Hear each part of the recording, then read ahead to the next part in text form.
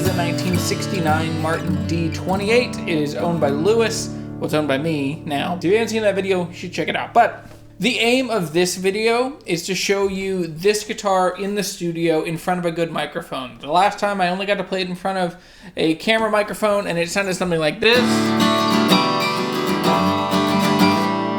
instead of sounding something like this.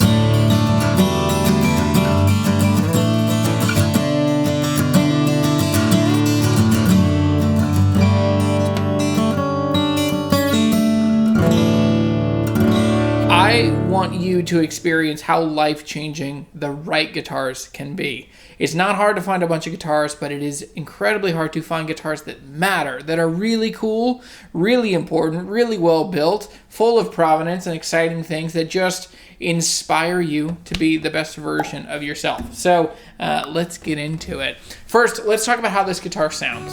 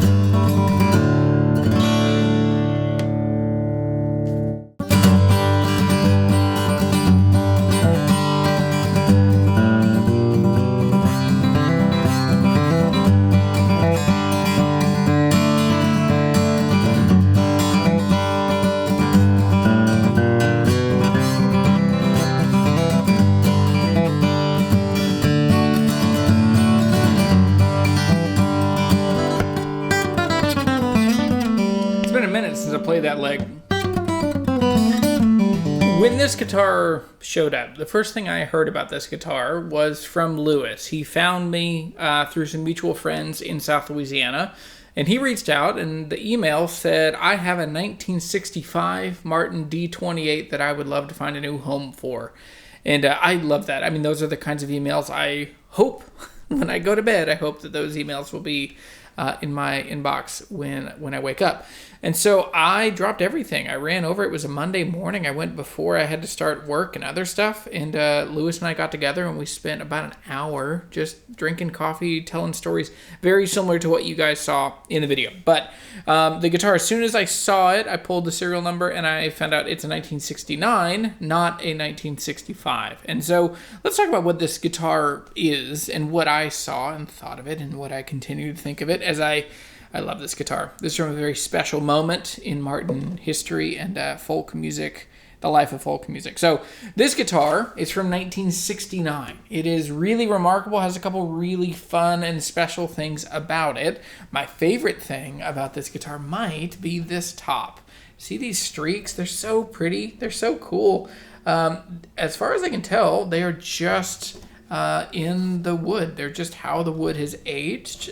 Something was going on in the tree that is just a little different color. There's no crack. There's no split to it. It's not like this guitar. I mean, I'm sure this guitar had cigarettes smoked around it. But it's nothing crazy, nothing off-putting. So the guitar, as soon as I saw it, I looked at it, I love this. And then I did what everybody would do when you find out that it's a Rosewood Martin from the 60s. I flipped it around backwards and I looked for that beautiful Brazilian rosewood, which this guitar has in spades. Now, it's a pretty straightforward set of Brazilian. It's not that big inky crazy stuff, which if I'm honest, that's the stuff that I love. It is very attractive, clean, straight grained Brazilian, which a lot of people really love. It's more reserved, it's more calm, and that's really cool. Now, the other thing I then flipped around and looked at was this beautiful headstock. Look at that thing. The story goes that these got really rounded over because the jig was just worn out from them making so many of these in the 40s, 50s, and 60s. And so by the late 60s, two things happen. You get these really rounded squares of the headstock up here, and then you also, for whatever reason, something they were doing, just you got that really dark finish. I love volutes. If you know me, if you know this channel, I want to see every volute I can. I want to own every guitar that has a volute. It's just a little structural thing that keeps these necks from breaking, but it's a really beautiful thing. And I love when practical solutions get solved with beautiful solutions. That makes my heart happy. So the last thing I absolutely love on this is these patent number Grovers. They are so cool. These are from a very specific moment, 1968, 1969.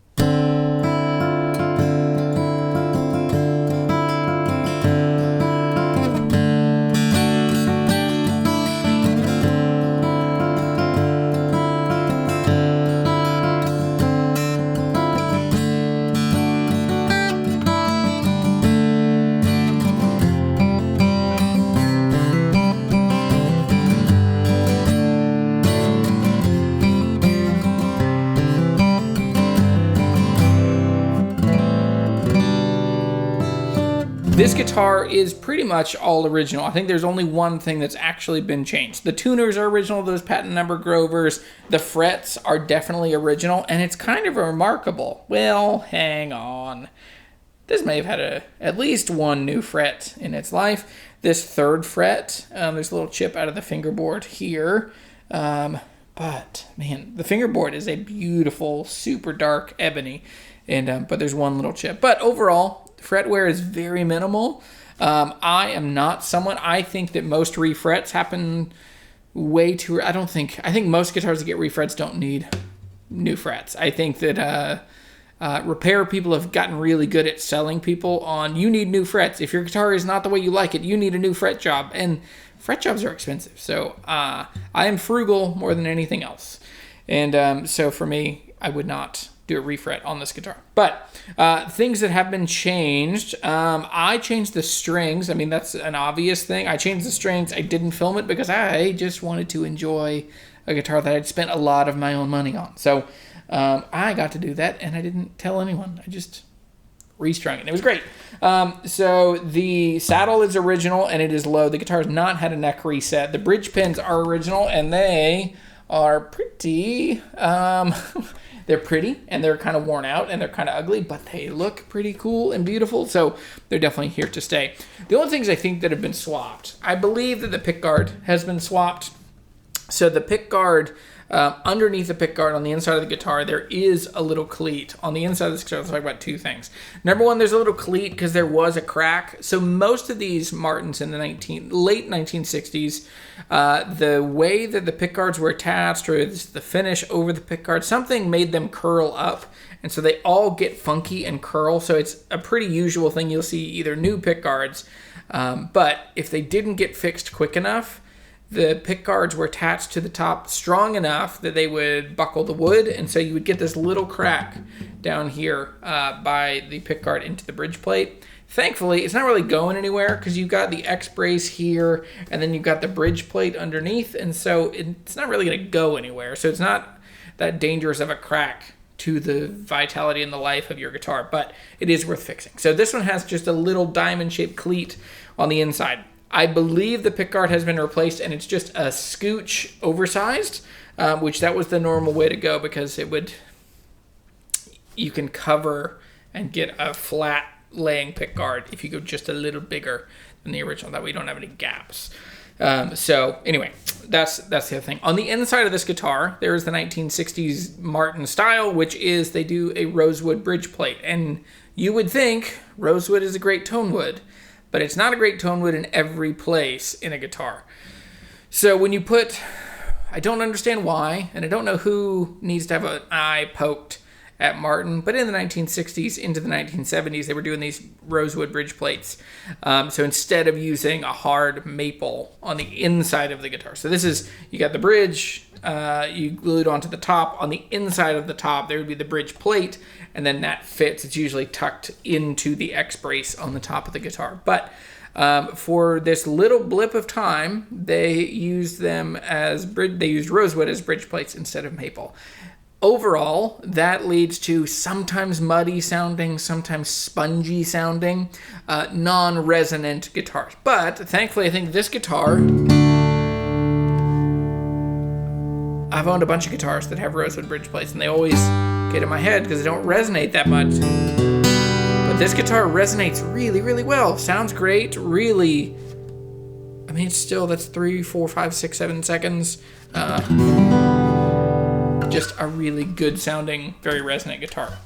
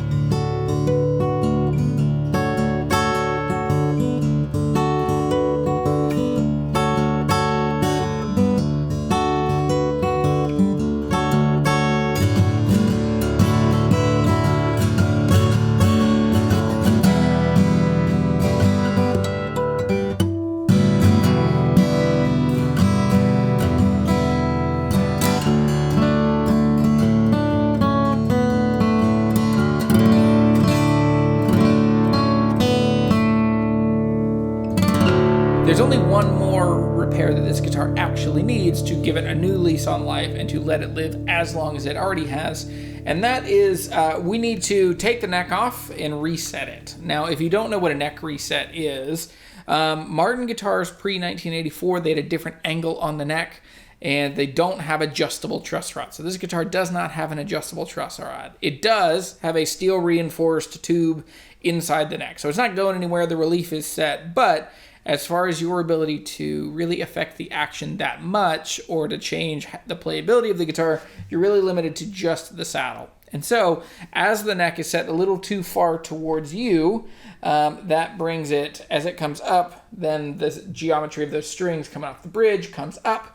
And so you would inherently just lower the saddle, but as you lower the saddle, it gets to where it's a little more tricky to get it to where the geometry works out that it is comfortable and easy to play here, the higher frets, and, to not run out of saddle. So this guitar has some saddle, not as much as you would hope for a guitar of this era and this time. So thankfully, I have friends who are freaking wizards of guitar repair. So I'm going to send this to a friend who can reset the neck for me. It'll be out for 3 or 4 weeks, hopefully. We haven't talked about timeline. I'm hoping it won't be too long. But anyway, so this guitar, after that, it will be back and sorted. I'm not going to do any fret work. We will do a level and polish. With the reset, we're going to get a new saddle. So I'm going to have I will have the saddle compensated. So that's, so the luthier, I'm going to send it to. I'm going to make sure to just get this as close as we can to proper intonation.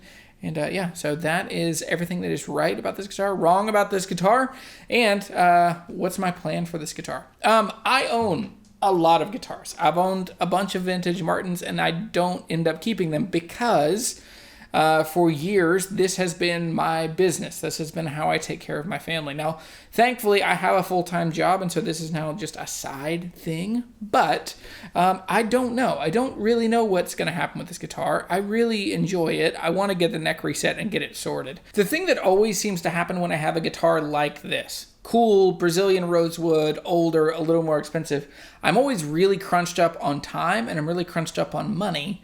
And thankfully, this is the first time that I just don't have those two monkeys on my back. So I can get this guitar sorted, and I don't have to immediately turn it into money.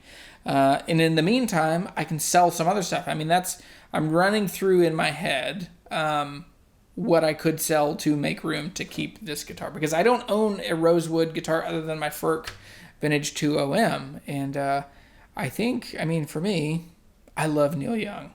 And this guitar sounds straight up just like Neil Young in his prime in the 1960s.